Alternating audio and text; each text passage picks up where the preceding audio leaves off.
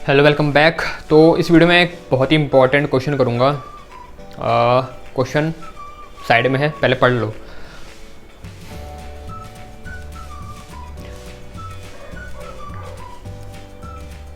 पढ़ लिया?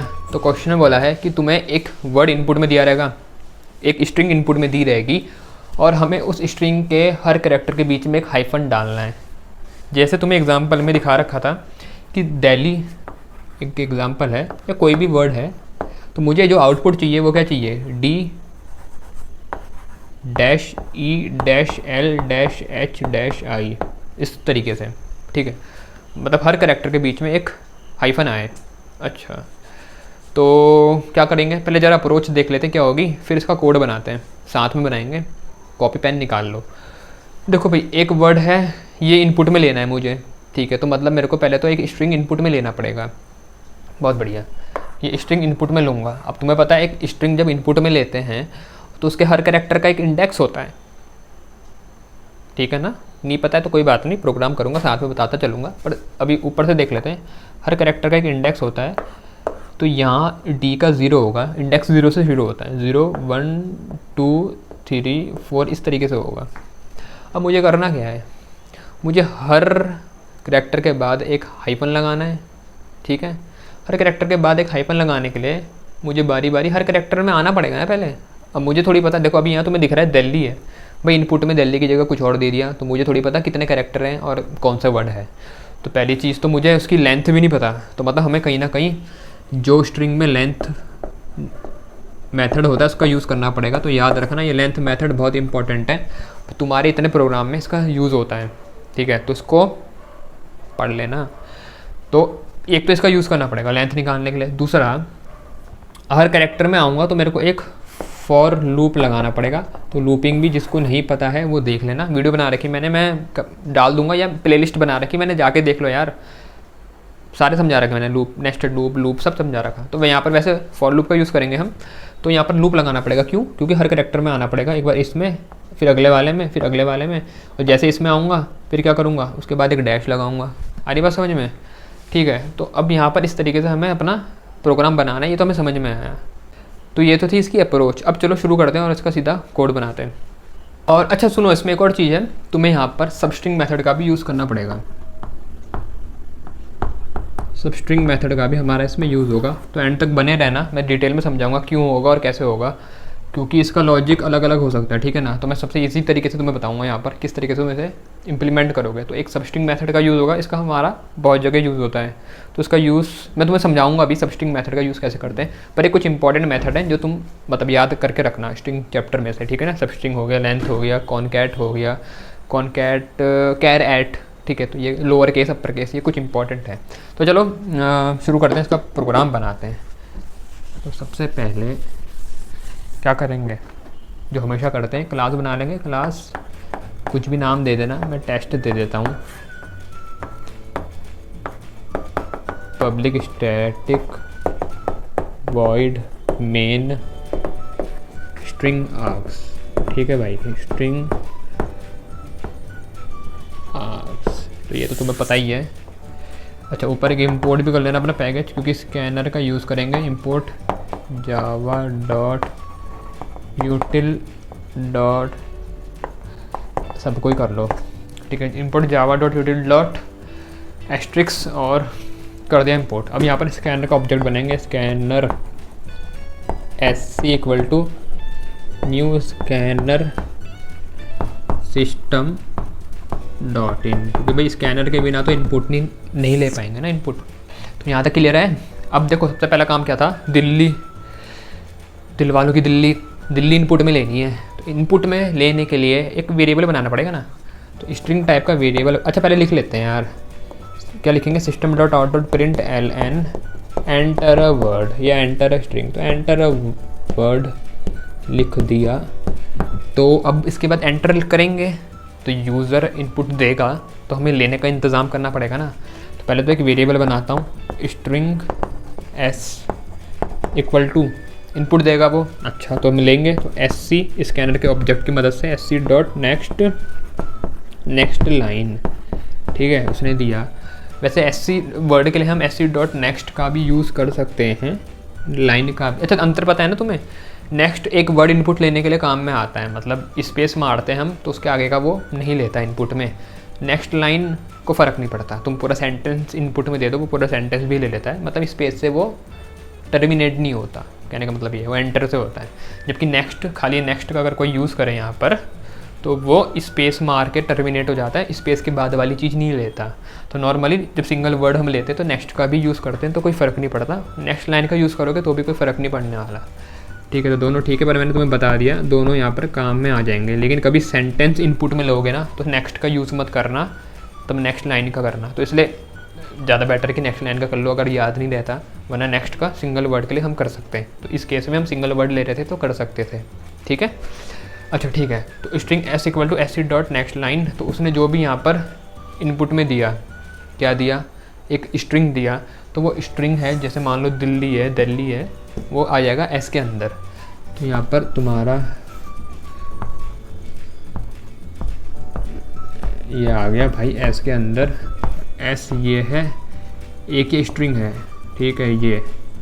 तो इस तरीके से इंटरनली स्ट्रिंग स्टोर होता है। स्ट्रिंग इंटरनली एरे के फॉर्म में स्टोर होता है और उसका हर कैरेक्टर को एक एक इंडेक्स मिल जाता है। तो इसको 0 मिलेगा, 1 2 3 4, ठीक है, बहुत बढ़िया। अब क्या करना है, फॉर लूप लगाएंगे। क्यों? क्योंकि हर कैरेक्टर में आना है, तो हर कैरेक्टर में आने के लिए फॉर लूप लगाना पड़ेगा। For int I equal to, देखो पहला इंडेक्स क्या है 0, I equal to 0, I less than, आखिरी इंडेक्स क्या है 4, तो लेस देन 5 दूँ ना। अच्छा, लेकिन अगर अभी यहाँ पर दिल्ली दे रखा हमें दिख रहा है, मान लो तुम्हें बैंकॉक या कुछ और दे दिया, मुंबई दे दिया इनपुट में, तो तुम्हें थोड़ी पता कि इनपुट में क्या मिलेगा, नहीं पता। जब तुम्हें यही नहीं पता तुम्हें इनपुट में क्या मिलेगा, तो तुम्हें कैसे पता उसकी आखिरी इंडेक्स क्या होगा, नहीं पता ना। तो भाई जब हमें आखिरी इंडेक्स नहीं पता होता तब हम निकालते हैं उसकी लेंथ। तो यहाँ पर हमें इसके ऊपर ना एक काम करना चाहिए था, हमें एक लेंथ निकालनी थी। यहाँ लिख देता हूँ मैं int L equal to S dot length, ठीक है। तो लेंथ वेरिएबल जो मैं तुम्हें बता रहा था उसका यहाँ यूज़ हो गया। हमने एस की लेंथ निकाली, एस ये स्ट्रिंग है, उसकी लेंथ निकालेंगे इस तरीके से, और एल नाम के वेरिएबल में डाली। याद रखना लेंथ इंटीजर होती है, तो इसलिए इंटीजर टाइप का वेरिएबल बनाया है। इतना खोपड़ी में घुस गया, ठीक है। अब इसकी लेंथ जो आएगी वो आएगी 1 2 3 4 5। हमेशा लेंथ आखिरी इंडेक्स से एक नंबर ज़्यादा होती है, क्योंकि लेंथ ये बताती है कि कितने कैरेक्टर हैं, तो 5 कैरेक्टर हैं। लेकिन इंडेक्स क्योंकि 0 से शुरू होता है तो हमेशा एक नंबर पहले ख़त्म हो जाता है। तो एक रिलेशन होती है इनके बीच में कि भैया जो भी तुम्हारी लेंथ होगी, जो लेंथ है उससे एक नंबर कम तुम्हारा आखिरी इंडेक्स होगा। अब समझ में आया हम कैसे इसके मदद से आखिरी इंडेक्स निकाल पाएंगे किसी का भी। जैसे यहाँ तो दिल्ली हमें दिख रहा है, तो अब मुझे पता है इसकी लेंथ, क्योंकि जो भी आ रही है उससे एक नंबर कम आखिरी इंडेक्स होगा। तो अगर मैं लूप लेस देन एल तक चलाता हूँ तो ऑटोमेटिकली वो 4 तक चलेगा ना, क्योंकि एल में 5 आया होगा, और लेस देन 5 मतलब 4 तक चलेगा, तो आखिरी इंडेक्स तक चल रहा है। अब किसी ने यहाँ पर अगर कुछ और दिया होता तो उसकी भी ऑटोमेटिकली लेंथ निकल जाती, जो भी होती। मुंबई होता अगर मान लो तो कितना है, MUMBAI 6 होती, मुंबई होता अगर फॉर एग्जांपल, तो लेंथ होती 6, तो लूप कितना चलता, लेस देन 6 मतलब 5 तक चलता ना। अच्छा 5 तक चलता, तो मुंबई को तुम देख लो बना के कि कितना होता उसका आखिरी इंडेक्स। मुंबई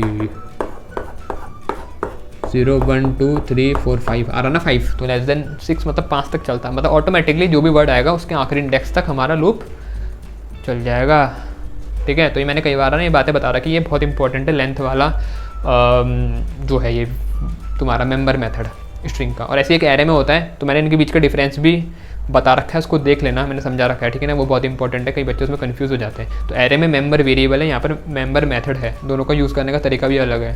तो चलो यहाँ पर एल लेस देन एल आ गया और आई प्लस प्लस, तो होगा यूँ बारी बारी है, हर कैरेक्टर में आइटरेट कर जाएगा, हर कैरेक्टर के ऊपर आएगा।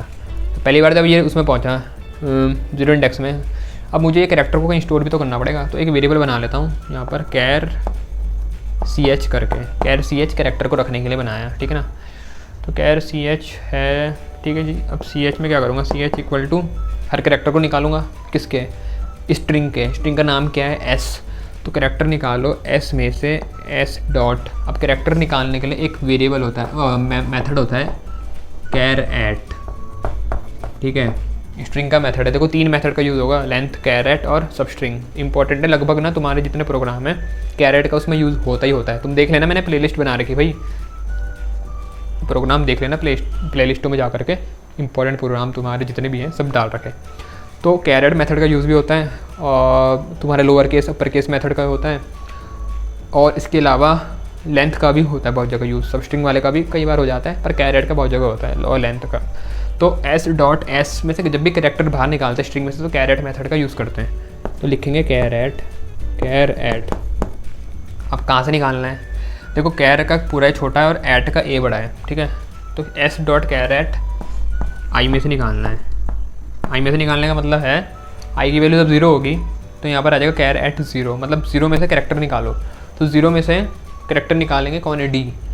फिर 0 में से किसके हैं, एस के, ठीक है। एस के 0 में से निकलेगा डी, तो डी आ जाएगा बाहर, मतलब CH में पहली बारी में कौन आ रहा होगा, डी आ रहा होगा, कैपिटल वाला। ऐसी लूप चलता जाएगा। तो अभी 0 के लिए है, आगे वैल्यू बढ़ेगी, 1 हो जाएगी, 1 वाला निकलेगा बाहर जो कौन है, ई है। अगली बार CH में ई आएगा। तो कहने का मतलब ये है कि CH में बारी बारी हर कैरेक्टर आ रहा है। इतना तुम्हारे दिमाग में घुस गया, ठीक है, समझ में आ गया तो कमेंट में बता दो मेरे को, अभी पॉज करके टाइम स्टैम्प डाल देना कि हाँ भैया समझ में आ गया, ठीक है। तो मुझे पता चल जाएगा कि अच्छा ठीक है सब क्लियर है। तो यहाँ पर बारी बारी हर कैरेक्टर आ रहा है, तो मुझे करना क्या है, तो हर कैरेक्टर को मेरे को संभाल के रखना है और उसके आगे एक क्या लगाना है, हाइफन। मतलब जैसे जैसे कैरेक्टर मेरे पास आ रहा है उस कैरेक्टर के आगे मेरे को एक हाइफन लगाना है। बहुत बढ़िया। तो अब एक वेरिएबल हम और बना लेंगे ऊपर। क्यों, क्योंकि हमें एक अलग वेरिएबल चाहिए होगा ना अब उसमें, क्योंकि हम इसमें मॉडिफिकेशन कर रहे हैं, मॉडिफिकेशन करके कहीं स्टोर भी तो करेंगे। तो उसके लिए एक और स्ट्रिंग टाइप का वेरिएबल बना लेते हैं। तो इसके नीचे ना एक वेरिएबल बना लेना तुम यहाँ पर, मतलब जैसे ये है, इसके बाद एक वेरिएबल और बना लेना स्ट्रिंग टाइप का। तो वो वेरिएबल क्या होगा हमारा, मैं यहाँ लिख देता हूँ, स्ट्रिंग रिजल्ट इक्वल टू ये, इसको बोलते हैं एम्प्टी स्ट्रिंग। मतलब मैंने उसको इनिशियलाइज़ कर दिया एक खाली स्ट्रिंग बना के, ठीक है। तो एक खाली स्ट्रिंग बन गई है, और उसके बाद अब हम इसमें क्या करेंगे बारी बारी, जल्दी बताओ, कैरेक्टर को जोड़ेंगे और साथ में एक डैश भी लगाएंगे। देखो कैसे करते हैं। मैंने लिखा result equal to result plus एक डैश लगा दिया इसके बीच में। अब तुम बोलोगे ये ऐसा क्यों करा, देखो रिजल्ट, अच्छा रुको, हाँ, रिजल्ट इक्वल टू रिजल्ट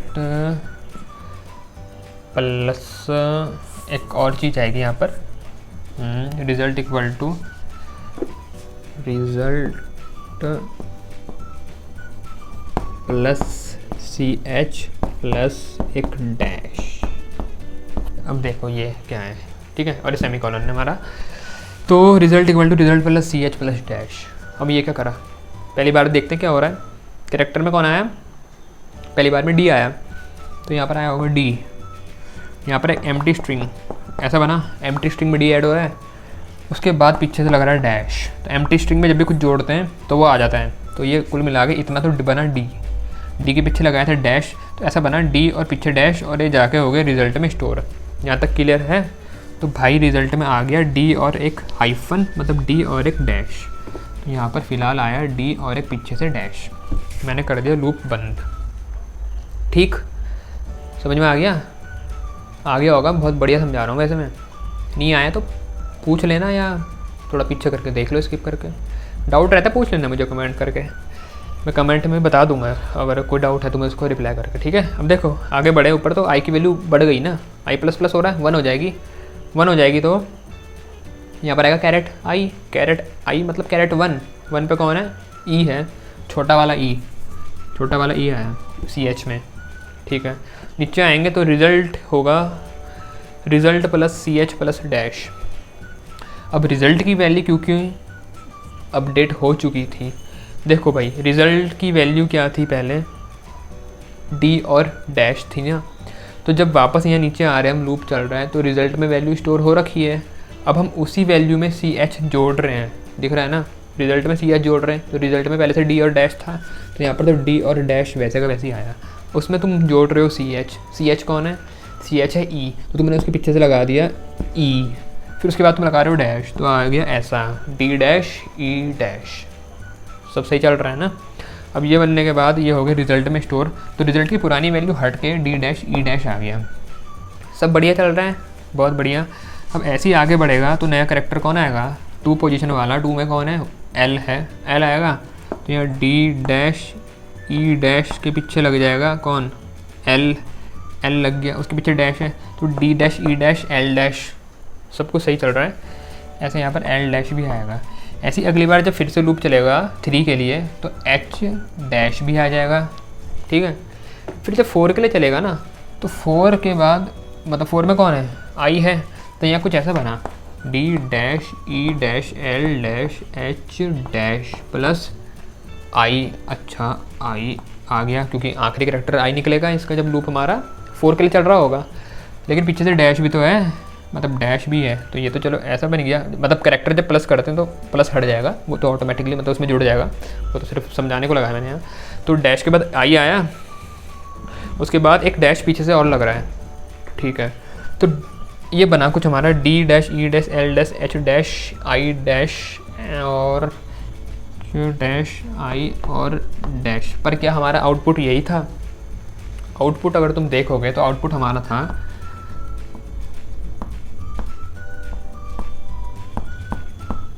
ऐसा, दिल्ली के कैरेक्टरों के बीच में डैश होना था हमारा, एक आखिरी में एक्स्ट्रा डैश भी आ रहा है, ठीक है। बाकी तो सब ठीक है, ठीक है, तुम चाहे देख सकते हो। और पर एक एक्स्ट्रा डैश है जो एंड में आ रहा, तो मुझे अब करना क्या है, अब मुझे करना क्या है, देखो मेरी जो स्ट्रिंग है वो रिजल्ट में आके आ गई है, कौन आई है, D dash E dash L dash H dash I dash. अब मुझे इसका आखिरी का डैश हटाना है, अब क्या करें, क्या करें, इतना नोट करो पहले तो, मैं इतना रब कर रहा हूँ, फिर देखते हैं आगे का डैश कैसे हटाएंगे, ठीक है। और फॉर लूप यहाँ पर हमारा क्लोज हो चुका है, ठीक है ना। और जो रिजल्ट वाला वेरिएबल तुम बनाओगे वो इस लूप के बाहर बनाना, वरना जैसे अगर इसके अंदर गलती से मत बनाना, वरना इसका स्कोप वहीं तक रहेगा, इसके बाहर फिर हम उसको प्रिंट नहीं कर पाएंगे। तो इसके ऊपर बनाना ताकि उसका ग्लोबल स्कोप रहे, मतलब उसको हम प्रोग्राम के आगे भी यूज़ कर सकें। तो रिज़ल्ट तो ठीक है इतना, फिर मैं इसको रब करता हूँ, ठीक है। तो अब हमारा जो रिज़ल्ट है उसमें क्या रखा है, ये आ रखा है, लेकिन मेरे को इसका आखिरी का जो डैश है वो हटाना है, ठीक है ना। जो मेरा आखिरी का जो डैश आ रहा है उसमें हाइफन आ रहा है, उसको हटाना है रिज़ल्ट वेरिएबल में से। तो हम एक काम कर सकते हैं, रिज़ल्ट वेरिएबल है जो हमारा रिज़ल्ट, ठीक है।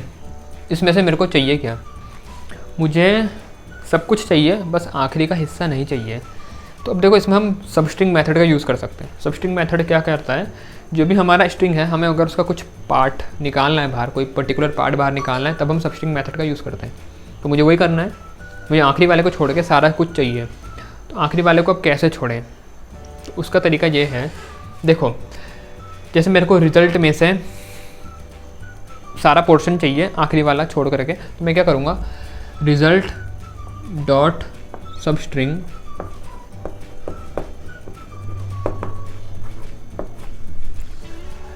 रिज़ल्ट डॉट सबस्ट्रिंग कितना चाहिए, मुझे चाहिए स्टार्टिंग से लेकर के एंड तक का, आखिरी वाला छोड़ के।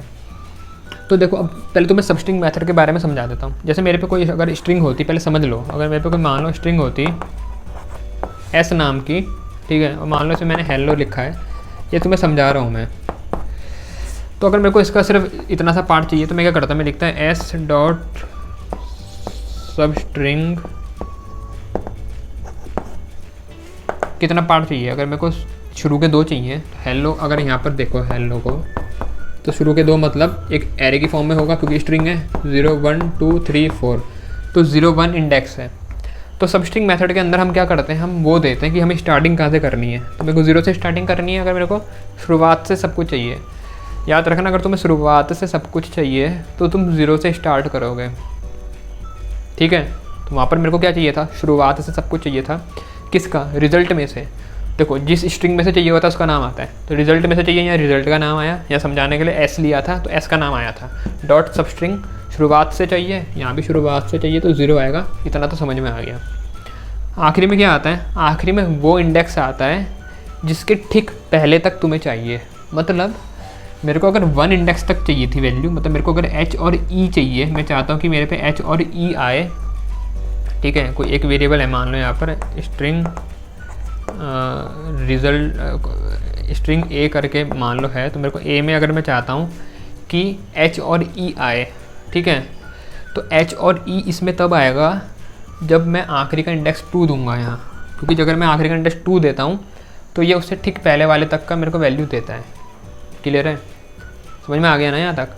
तब तुम्हारे मन में एक सवाल आ रहा होगा कि यहाँ पर जैसे भैया दिल्ली है, जो अगर मैं इसको एक उसमें रखूँ एरे की फॉर्म में, तो ये होगा 0, ये होगा 1, ये 2, 3, 4, 5, 6, 7, 8, 9, आखिरी वाले का इंडेक्स है 9, तो आप 10 दे दो, वो अपने नहीं, आखिरी वाले का इंडेक्स है 9, तो अब मेरे को वो 9 वाला नहीं चाहिए ना, तो मैं अगर आखिरी वाले की वैल्यू 9 ही दूँ तो वो ऑटोमेटिकली 8 तक लेगा। नहीं आई समझ में बात? देखो दिल्ली है जो ये,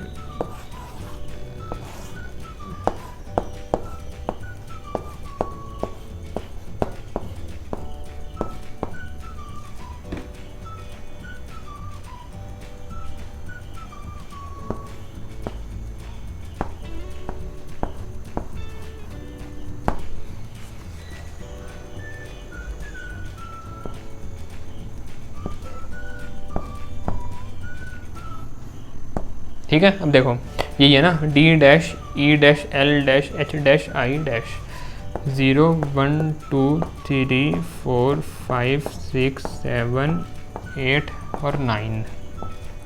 अब मैंने तुम्हें क्या बोला, मुझे चाहिए आई तक, ठीक है ना, आखिरी का वो नहीं चाहिए डैश, तो मेरे को क्या चाहिए होगा, मुझे मैं सब स्ट्रिंग में आखिरी की वैल्यू क्या डालूँ? अभी तुम्हें बताया था जो भी वैल्यू मैं डालता हूँ उससे ठीक पीछे वाले तक की वैल्यू वो लेता है, ठीक है। तो अगर मैं यहाँ पर 9 डालता हूँ तो ठीक उससे पीछे वाली की वैल्यू मतलब 8 वाले तक की लेगा, और वही मेरे को चाहिए, तो मतलब मेरे को यहाँ पर 9 डालना चाहिए। समझ में आ रही बात? यहाँ तक क्लियर है? पर दिक्कत ये है, अभी तुम्हें दिख रहा है कि दिल्ली है, अभी वही बात है अगर मुंबई हो इनपुट में या कुछ और हो, मुझे क्या पता उसमें कि आखिरी इंडेक्स क्या होगा। और थोड़ी देर पहले तुम्हें बताया जब हमें ये नहीं पता होता आखिरी इंडेक्स क्या होता है तो हम किसका यूज़ करते हैं, लेंथ वेरिएबल का।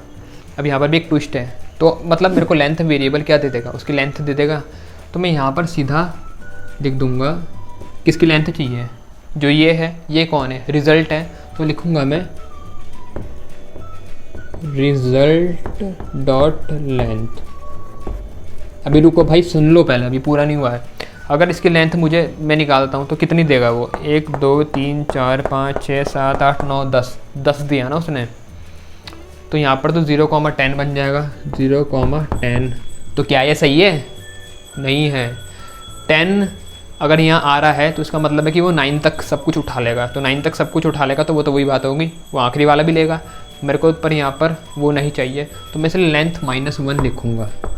अब तुम्हें समझ में आया? तो ऑटोमेटिकली लेंथ जो भी किसी की भी आएगी उसमें से एक कम करेंगे, तो एक कम करेंगे तो वो ऑटोमेटिकली सब कुछ सही बैठ जाएगा, फिर वो मतलब आखिरी इंडेक्स तक आएगा। पर क्योंकि सबस्ट्रिंग की ये आदत है कि वो जो वैल्यू हमने दी रहती है उससे ठीक पीछे वाला तक लेता है, तो इसलिए वो 8 तक ही लेगा। ऐसे अगर कुछ और भी वर्ड है तुम खुद दे के देख लो इनपुट में, अगर मुंबई होता तो ऑटोमेटिकली वो ऐसा चलता प्रोग्राम कि वो ठीक उसका आखिरी वाला कैरेक्टर तक लेता, इस हाइफन को छोड़ देता, मतलब जो आखिरी हमारा जो हमें आउटपुट के लिए चाहिए वहीं तक लेता। तो इस प्रकार से हमारा ये बनेगा। अब जो ये बना result dot substring 0, result dot length -1, अब ये एक नया स्ट्रिंग लौटाता है। अब यहाँ पर दो चीज़ें हैं, तुम या तो इसको जो पुराना रिजल्ट वेरिएबल है उसी में डाल लो, या जब शुरुआत में हमने वेरिएबल डिक्लेयर करे थे वहाँ कोई एक और वेरिएबल बना सकते हो स्ट्रिंग टाइप का। फॉर एग्जांपल कोई नाम रख दिया तुमने, स्ट्रिंग कुछ भी नाम रखा और उसमें यहाँ स्टोर कर सकते हो, तो तुम्हारी मर्जी है। क्योंकि कई बच्चे कन्फ्यूज़ होते हैं, ठीक है ना, सही बात है भाई, अगर मैं फिर से रिजल्ट में ही स्टोर कर दूँ कईयों को कन्फ्यूजन होता है, जबकि उससे कोई फ़र्क नहीं पड़ता, मतलब तुम कर सकते हो ऐसा, ये कह रहा हूँ मैं। तुम अगर रिज़ल्ट में ही वापस इस सब को स्टोर करोगे तो जो पुरानी रिज़ल्ट की वैल्यू है ये रिप्लेस हो जाएगी और जो नई वैल्यू आएगी वो उसमें घुस जाएगी, और नई वैल्यू क्या आएगी, बिना डैश वाला। तो अगर मैं ऐसा लिखता हूँ result equal to result dot substring 0, result dot length -1, ठीक है, तो ये जो नया हमें लौटा करके देगा स्ट्रिंग, कौन सी स्ट्रिंग देगा लौटा के, जो जैसे ये वाली थी बस इसका ये आखिरी वाला हटा के हमें देगा। तो वो जो नई स्ट्रिंग आई वो यहाँ से किस में चली जाएगी, इस रिजल्ट वाले में चली जाएगी, मतलब जो रिजल्ट वेरिएबल है उसमें चली जाएगी। तो उसमें चली जाएगी तो पुरानी वाली का क्या होगा, उसको वो रिप्लेस कर देगा। तो कोई फ़र्क नहीं पड़ता, सब कुछ ठीक है। लेकिन कई बच्चे कन्फ्यूज़ हो जाते हैं इससे, तो इसलिए मैं कह रहा हूँ अगर तुम्हारा मन करता है तो शुरुआत में कोई वेरिएबल डिक्लेयर कर देना, जैसे स्ट्रिंग फाइनल या कुछ अच्छा नाम रख लेना, मतलब जो भी है तुम कुछ सोच लेना, कुछ मिलता जुलता ठीक ठाक नाम जो इससे रिलेटेड हो। तो स्ट्रिंग करके तुमने कुछ नाम रख दिया, फॉर एग्जांपल XYZ रख दिया अभी एग्जांपल के लिए, तो उस XYZ में मैं इसको स्टोर कर सकता हूँ, तो उससे भी कोई फ़र्क नहीं पड़ता और इससे भी ये भी सब कुछ सही है। आखिरी में बस हम प्रिंट कर देंगे, तो प्रिंट कर दिया हमने system.out.println आउटपुट इज़ क्या है हमारा आउटपुट प्लस रिज़ल्ट नाम का वेरिएबल है उसमें है हमारा आउटपुट, ठीक है, रिज़ल्ट नाम के वेरिएबल में, और ये हमने करा बंद। तुम चाहो तो यहाँ पर ऐसे करके दिखा सकते हो, ठीक है ना। तो लिखा आएगा आउटपुट इज़, उसके आगे फिर वैल्यू प्रिंट हो जाएगी जो भी हमारी वैल्यू है, ठीक है ना, प्लस रिजल्ट करके वो वैल्यू हम प्रिंट कर देंगे अपनी आउटपुट स्क्रीन में। और यहाँ पर उसके बाद हम क्या करेंगे, वैल्यू प्रिंट हो गई, उसके बाद क्या करना है, वैल्यू प्रिंट होने के बाद अपना मेन फंक्शन और जो हमारी क्लास है उन दोनों को बंद करेंगे, ठीक है ना। तो ये होगा हमारा मेन क्लोज और ये होगा हमारी क्लास क्लोज, ठीक है। इनको क्लोज करना मत भूलना, कई बच्चे भूल जाते हैं आखिरी में ये दो लगाने, तो बेकार में अपने मार्क्स कटवाओगे और कुछ नहीं। तो इसको लगाना मत भूलना, और कमेंट भी लिख दिया करो, तो इसमें लिख देना कमेंट / मार के दो, क्या लिखोगे, मेन क्लोज्ड, और ये वाला क्लास क्लोज्ड, ठीक है। तो ये था तुम्हारा प्रोग्राम। भाई अगर हमें कुछ करना होता है मैनिपुलेशन अपने स्ट्रिंग में, उसके बीच में डैश या हाइफन डालना है, किस तरीके से करेंगे। अब सुनो, इस प्रोग्राम से तुमने क्या सीखा, स्ट्रिंग के कैरेक्टर के बीच में हाइफन डालना, ये सीखा नहीं, तुमने बहुत कुछ सीखा। तुमने ये सीखा कि अगर हमें मैनिपुलेशन करनी होती है, हमें कैरेक्टर निकालने होते हैं स्ट्रिंग में से, तो कैसे निकालेंगे। भाई कई जगह ये यूज़ होता है। अब तुम्हें कुछ और काम दे दिया करने को, लेकिन इंटरमीडिएट स्टेप ये होगा उसमें कि तुम्हें कैरेक्टर निकालना है। तो अगर तुमने यहाँ तक ध्यान से देख लिया तो तुम्हारे आधे प्रोग्राम का आधा काम तो यहीं हो गया कि कैरेक्टर अगर तुम्हें एक्सट्रैक्ट करना है, पहली चीज़। दूसरा हमें बोला जैसे बीच में हम डाल रहे हैं हाइफन, तो भाई अगर कुछ और बोल दिया जाए आगे तुम्हें कि बीच में हैश सिंबल डालना है या बीच में तुम्हें स्पेस देना है या कुछ और करना है, तो तुम कर लोगे ना। अब तो तुम्हें पता चल गया, तो बस तुम्हें अब कैरेक्टर ही तो बदलना है, मतलब दिक्कत नहीं आनी चाहिए। अब तो यहाँ पर मैंने तुम्हें पूरा डिटेल में इसलिए समझाया कि तुम इससे रिलेटेड क्वेश्चन खुद बना सको, वरना मैं भी जैसे बाकी समझाते हैं सीधा कोड चिपका देता और ऊपर से बता देता, मुझे पता है बाकी कैसे पढ़ाते हैं। तो मैंने नहीं करा, वो इसलिए नहीं करा ताकि तुम ढंग से समझ पाओ और खुद भी बना पाओ कोड। और जब तुम देखते हो कोई वीडियो या समझते हो तो एक बार उसकी प्रैक्टिस खुद से भी करा करो, ठीक है। तो यहाँ पर हमने 3 चीज़ें देखी, सबस्ट्रिंग मेथड, कैरेट और लेंथ जो तुम्हारा मेंबर मेथड है उसका यूज़ कैसे करते हैं। सबस्ट्रिंग मेथड के मैंने कुछ क्वेश्चन और भी करा रखे हैं, प्लेलिस्ट में हैं, तुम जाके देख लेना खुद। वैसे मैंने सारे इंपॉर्टेंट और प्रीवियस ईयर के क्वेश्चन बना रखे हैं, जितने भी प्लेलिस्ट में क्वेश्चन हैं सारे इंपॉर्टेंट क्वेश्चन हैं, तो उनको देख लेना अगर तुमने नहीं देखे हैं। जितने भी क्वेश्चन हैं सब वो रिपीट होते हैं तुम्हारे पेपरों में, जितने भी क्वेश्चन है ना वो कहीं ना कहीं तुम्हारे स्पेसिमेन पेपर में या तुम्हारे प्रीवियस ईयर में आ रखे हैं, और चांसेस उनके हैं फिर से आने के, मतलब रहते हैं जो मैंने क्वेश्चन करा रखे हैं उनको। और तुम्हारे प्री बोर्ड में देख लेना आज कुछ क्वेश्चन तो मेरे जो मैंने करा रखे हैं उन्हीं में से मैच कर जाएंगे, क्योंकि मैंने बहुत इंपॉर्टेंट क्वेश्चन है या जो बच्चों के पहले पेपर में आ रखे हैं, प्री बोर्ड में आ रखे हैं, वो सब कवर कर रखे हैं, तो उनको तुम देख लेना। मैंने सबकी प्लेलिस्ट बना रखी है, और कोई भी चैप्टर है तुम्हारा जो भी है जावा का, सबकी मैंने प्लेलिस्ट बना रखी है, तो तुम चैप्टर के नाम से उसको देख सकते हो और उस वीडियो सब में सीक्वेंस में। तो फॉर एग्जांपल अगर तुम्हें इंट्रोडक्शन टू जावा देखना है तो चैप्टर तुम्हारा इंट्रोडक्शन टू जावा, उसका प्लेलिस्ट बना रखी है, उसके अंदर 3 वीडियो होंगी। इस तरीके से तुम्हारा और भी जो भी है तुम्हारा हर चीज़ की मैंने समझा रखा, हर चीज़ जो तुम्हारे सिलेबस की कंप्यूटर की है, तो तुम प्लेलिस्ट में जाके देख सकते हो। फिर भी कोई डाउट रहता, कुछ नहीं मिलता, मुझसे कमेंट करके पूछ सकते हो, और मुझे बताना है वीडियो कैसी लगी है कमेंट करके। अच्छी लगी है तो लाइक भी कर देना, सब्सक्राइब भी कर लेना और अपने दोस्तों के साथ शेयर भी कर देना। और मिलता हूँ जल्दी किसी और वीडियो में। Thanks for watching.